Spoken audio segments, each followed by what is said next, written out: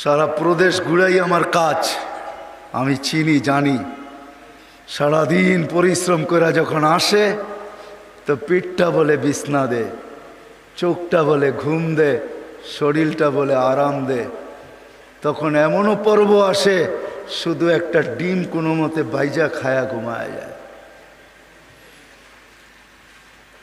এমনও দিন আসে পুরান তরকারি ফ্রিজ থেকে বাইর করে কোনো মতে একটু খায়া ঘুমায় যায়, সকালে আবার রিল্যাক্স হয়ে কাজে যাইতে হবে।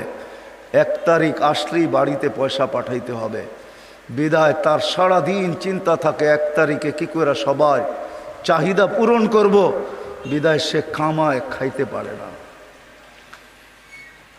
রাগ হয় না কিন্তু, আমি বুঝানোর জন্য নিয়ে যাইতেছি একটু পিছের থেকে।